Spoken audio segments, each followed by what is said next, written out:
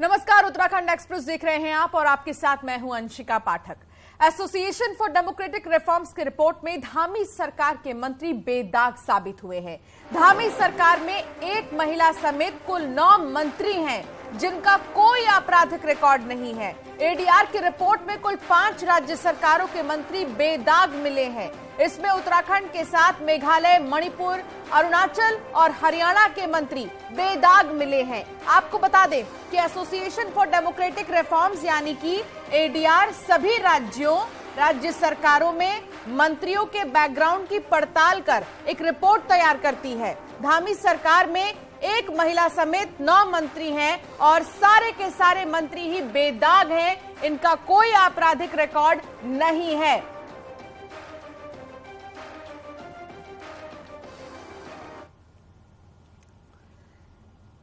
तो दिल्ली में national disaster management authority की शनिवार को एक मीटिंग हुई। इस बैठक में जोशीमठ में सर्वे कर रही एजेंसियों से बात की गई और जोशीमठ आपदा में प्रभावितों को जल्द शिफ्ट करने पर चर्चा भी की गई है। सूत्रों के हवाले से यह खबर है कि 4 धाम यात्रा से पहले प्रभावितों की शिफ्टिंग का टारगेट रखा गया है ताकि जो लोग आएंगे 4 धाम यात्रा पर उन्हें कोई समस्या ना हो। सड़कों को भी यहां पर बनाया जा रहा है।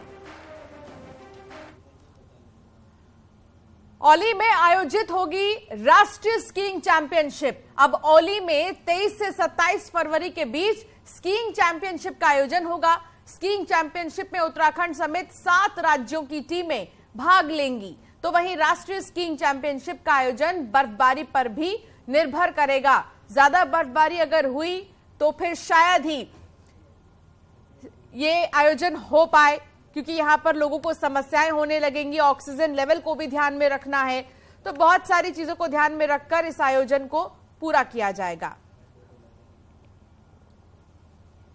और इस साल हुई कम बारिश का बड़ा असर नैनीताल की झीलों पर पड़ा है और कम बारिश होने की वजह से नैनी झील का वाटर लेवल गिर गया है। इसके अलावा भीमताल, सातताल झीलों के वाटर लेवल में भी कमी देखी गई है और झीलों में वाटर लेवल की कमी का असर यहां रही बड़ी आबादी पर पड़ेगा, क्योंकि इन्हीं झीलों पर यहां के लोग निर्भर हैं जिनकी पानी की कमी ने चिंता बढ़ा दी है। तो पानी की कमी ने लोगों की चिंता बढ़ा दी है। इस बार नैनीताल में बारिश कम हुई है। नैनीताल से वीरेंद्र बिष्ट हमारे संवाददाता साथ जुड़ गए हैं। वीरेंद्र, देखिए, कम बारिश होने की वजह से पानी की कमी यहाँ के लोग महसूस कर रहे हैं। क्या समस्याएं हैं वहां पर अभी मौजूदा समय में? अगर देखा जाए तो इस बार जो स्नोफॉल हुआ है वो नैनीताल में हुआ ही नहीं है और इसके अलावा बारिश तो बहुत नाम मात्र के बराबर नैनीताल में हुई है। असर साफ तौर पर नैनीताल की झीलों पर देखा जा रहा है। नैनी झील की अगर बात करेंगे तो 5 फीट वाटर लेवल जो है वो झील का अब तक गिर चुका है और उम्मीद ये कर रहे हैं जिस तरह से अब मौसम में तापमान बढ़ रहा है, लगातार तेजी से धूपें आ रही हैं या फिर गर्मी बढ़ रही है, तो ये वाटर लेवल और तेजी से खिसक सकता है और इसका असर साफ तौर पर गर्मी के दौरान जब टूरिस्ट सीजन होता है उस दौरान नैनीताल पर देखा जा सकता है।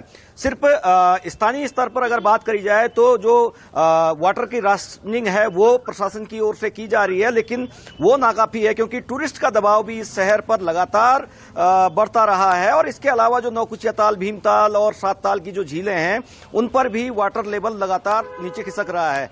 बड़ी बात यह है कि सिर्फ नैनीताल और टूरिस्ट से लेकर इन झीलों का महत्व नहीं है, जो आसपास के गांव हैं या जो नीचे तराई वाले इलाके हैं उनमें भी इन झीलों के रिसाव से या इन झीलों से पानी की आपूर्ति पूरी होती है। तो ये कहा जा सकता है आने वाला दौर जो है वो कठिन है और जो स्नोफॉल अगर नहीं होता है या फिर बारिश की कमी लगातार इसी तरीके से होती रहती है तो इन झीलों पर साफ तौर पर असर दिखेगा और टूरिस्ट के साथ साथ स्थानीय लोगों को भी इसका असर झेलना पड़ सकता है। जी, अच्छा, पिछले कुछ सालों के रिकॉर्ड में अगर देखा जाए तो क्या यहाँ पर इसी तरह बारिश हुई है या फिर इसी साल इस तरह लोग सामना कर रहे हैं परेशानी का?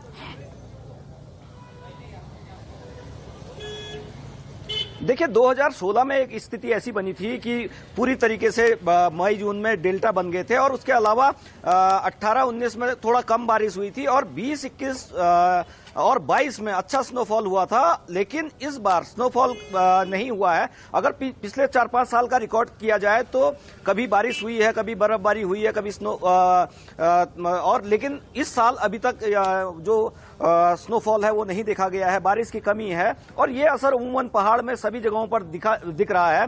जिस तरह से हालात मई जून में बनते हैं, चाहे वो ग्रामीण इलाकों में चाहे वो शहरी इलाकों में, तो इस बार पानी की समस्या झेलना पड़ सकता है और अभी से इसका असर देख सकते हैं। क्योंकि जो नैनी झील मेरे पीछे आप देख रहे हैं, इसी नैनी झील पर 5 फीट लेवल अभी तक कम हो चुका है और तेजी से वाटर लेवल गिर रहा है, क्योंकि जो राशनिंग भी है तो वो अब लोगों के पास क्या विकल्प है वीरेंद्र?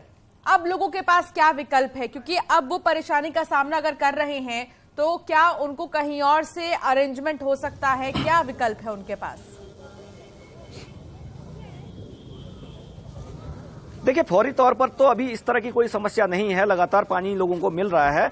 सुबह शाम जो पानी की वो थी उसमें कटौती जरूर कर दी गई है, लेकिन जब हमारा डिस्ट्रिक्ट प्रशासन से इस पूरे मद्देनजर बात हुई थी तो उनका साफ तौर पर यह कहना था कि जो इसके ठीक नीचे जो सिपाही धार वाला एरिया है, वहां से कम 7 MLD का पानी उठाकर यहां लिफ्ट किया जाएगा। और एक योजना खैरना से नैनीताल के लिए बनाई गई है, उससे अगर पानी मिल जाता है, वो भी अभी शासन में लंबित है मामला, तो ये कहा जा सकता है कि आने वाले दिनों में जो पानी की कमी है या जो पानी की समस्या झेलना पड़ सकता है उसमें कमी आ जाएगी। अगर शासन बहुत शुक्रिया विस्तार से बताने के लिए कि आखिर अभी मौजूदा समय में नैनीताल के हालात क्या कुछ है। बहुत शुक्रिया तमाम जानकारी साझा करने के लिए।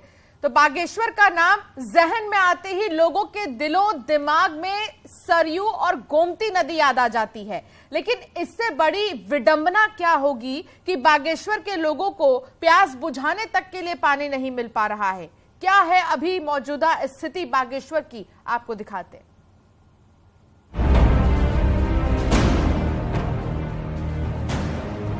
बागेश्वर में पेयजल समस्या एक बड़ी समस्या बन रही है। परेशान लोग आए दिन इसकी शिकायत लेकर डीएम कार्यालय पहुंच रहे हैं। जिले में करोड़ों के कई दर्जन पेयजल योजनाएं चल रही हैं, लेकिन उपभोक्ताओं को मानकों के अनुरूप पानी नहीं मिल रहा है और लोग प्राकृतिक जलधाराओं और हैंडपंप पर निर्भर है। अति उग्र समस्या प्रकट हुई, जिससे गांव नदी नालों से हमको गांव के लिए पानी लाना पड़ा। हमारे पास जानवर भी हैं, हमारे पास गाय बैल हैं, हमको सब उन चीज़ के लिए सब नदी नालों से पानी कनिस्टरों में बाल्टियों में भर के लाना पड़ रहा है। हर साल एक नई टंकी बन रही है, लेकिन पानी किसी टंकी में नहीं जा रहा है। वो टंकियां बस बन रही हैं, फिर टूट रही हैं, फिर बन रही हैं। पता नहीं वो सिलसिला कब रुकेगा। वहीं बीजेपी के विधायक का कहना है कि हर साल सर्दियों के सीजन के बाद बागेश्वर में पानी के लिए मारामारी रहती है और जल्द ही सरकार की कई पेयजल योजनाएं बागेश्वर वासियों को राहत देने जा रही है, जिससे कई क्षेत्रों को पेयजल संकट से निजात मिलेगी। योजना जो है 1.5 से 2 साल लग जाएगा इसमें घर घर पानी पहुंचने तक और बहुत तेज गति से इसका काम होना है, तो इसलिए थोड़ा वेट करना होगा। पहाड़ को लेकर एक प्रचलित कहावत है, पहाड़ का पानी और पहाड़ की जवानी पहाड़ में नहीं रुकती।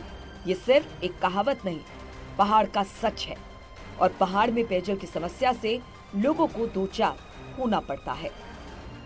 न्यूज़ 18 के लिए बागेश्वर से सुष्मिता थापा की रिपोर्ट।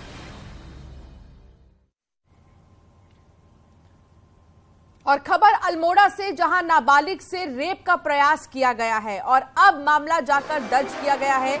बता दें कि अल्मोड़ा में नाबालिग से रेप का प्रयास किया गया, 4 महीने बाद रिपोर्ट दर्ज हुई है। सितंबर में रामलीला में आई थी युवती और मुरादाबाद से आई थी, उसी दौरान रेप का प्रयास किया गया था। SC/ST एक्ट समेत पॉक्सो में मामला दर्ज किया गया है। तो सितंबर में आई थी रामलीला में, मुरादाबाद की रहने वाली थी ये कलाकार और इससे रेप का प्रयास किया गया। अब जाकर 4 महीने बाद ये रिपोर्ट दर्ज हुई है, उसी दौरान रेप का प्रयास किया गया था। पुलिस ने कहा कि मुरादाबाद से आई थी कलाकार, नाबालिग है और उससे रेप का प्रयास किया गया। हालांकि 4 महीने बाद रिपोर्ट दर्ज किया गया है।